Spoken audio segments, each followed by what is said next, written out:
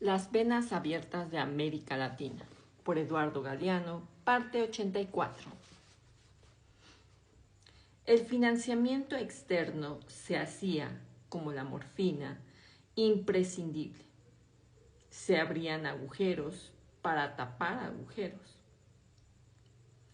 El deterioro de los términos comerciales del intercambio no es tampoco un fenómeno exclusivo de nuestros días, según Celso Furtado. Los precios de las exportaciones brasileñas entre 1821 y 1830 y entre 1841 y 1850 bajaron casi a la mitad, mientras los precios de las importaciones extranjeras permanecían estables.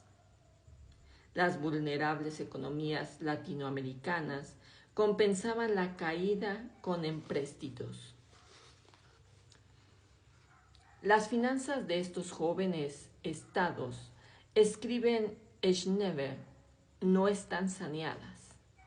Se hace preciso recurrir a la inflación, que produce la depreciación de la moneda, y a los empréstitos onerosos.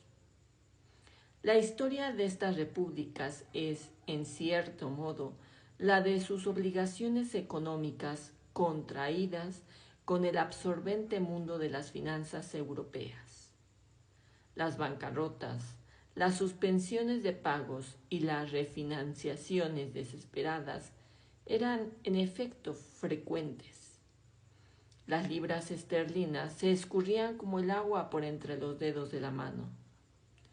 Del empréstito de 1.000.000 de libras concertado por el gobierno de Buenos Aires en 1824, ante la casa Baring Brothers, la Argentina recibió nada más que 570.000, pero no en oro, como rezaba el convenio, sino en papeles.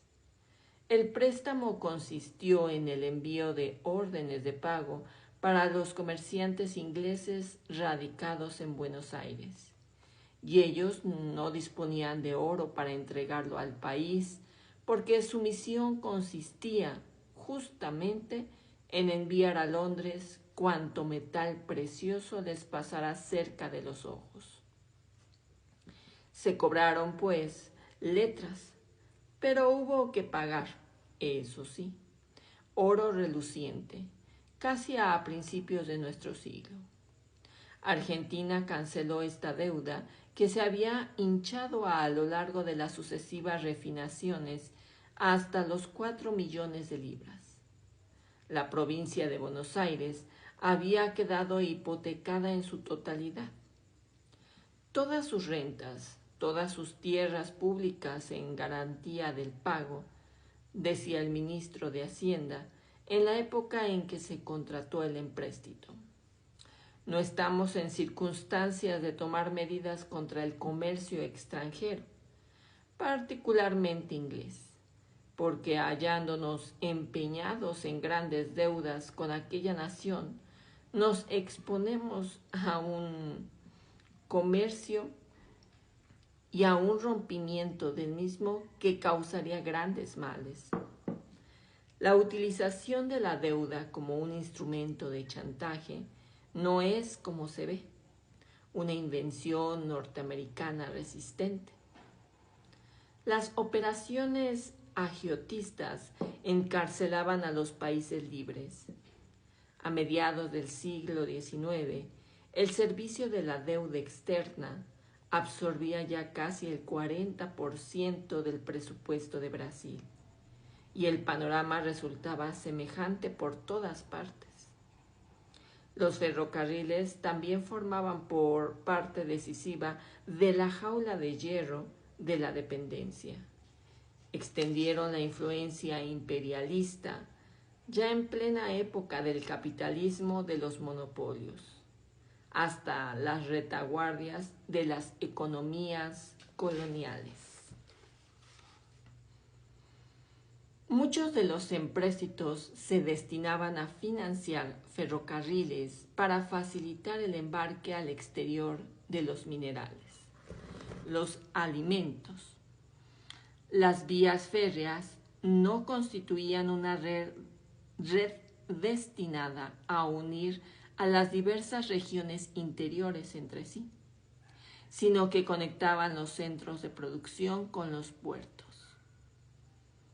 El diseño coincide todavía con los dedos de una mano abierta. De esta manera, los ferrocarriles, tantas veces saludando como adalides del progreso, impedían la formación y el desarrollo del mercado interno. También lo hacían de otras maneras, sobre todo por medio de una política de tarifas puesta al servicio de la hegemonía británica. Los fletes de los productos elaborados en el interior argentino resultaban, por ejemplo, mucho más caros que los fletes de los productos enviados en bruto. Las tarifas ferroviarias se descargaban como una maldición que hacía imposible fabricar cigarrillos en las comarcas del tabaco, hilar y tejer en los centros laneros o elaborar las maderas en las zonas boscosas. El ferrocarril argentino desarrolló, es cierto, la industria forestal de Santiago del Estero, pero con tales consecuencias que un autor santiagueño llega a decir: ojalá Santiago no hubiera tenido nunca un árbol. Los durmientes de las vías se hacían de madera y el carbón vegetal servía de combustible. El obraje maderero, creado por el ferrocarril, desintegró los núcleos rurales de población. Destruyó la agricultura y la ganadería al arrasar las pasturas y los bosques de abrigo.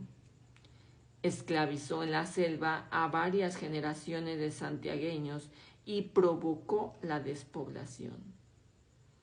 El éxodo en masa no ha cesado y hoy Santiago del Estero es una de las provincias más pobres de Argentina. La utilización del petróleo como combustible ferroviario sumergió a la región en una onda de crisis. No fueron capitales ingleses los que tendieron las primeras vías en Argentina, Brasil, Chile, Guatemala, México y Uruguay. Tampoco en Paraguay, como hemos visto, pero los ferrocarriles construidos por el Estado paraguayo, con el aporte de técnicos europeos por el contratado, pasaron a manos inglesas después de la derrota. Idéntico destino tuvieron las vías férreas y los trenes de los demás países sin que se produjera el desembolso de un solo centavo de inversión. El Estado se preocupó de asegurar a las empresas, por contrato, un nivel mínimo de ganancias para evitar posibles sorpresas desagradables. Muchas décadas después, al término de la Segunda Guerra Mundial, cuando ya los ferrocarriles no rendían dividendos y habían caído en relativo desuso, la administración pública los recuperó.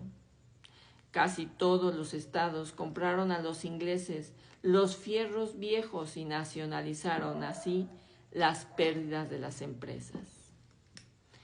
En la época del auge ferroviario, las empresas británicas habían obtenido a menudo considerables concesiones de tierra a cada lado de las vías, además de las propias líneas férreas y el derecho de construir nuevos ramales.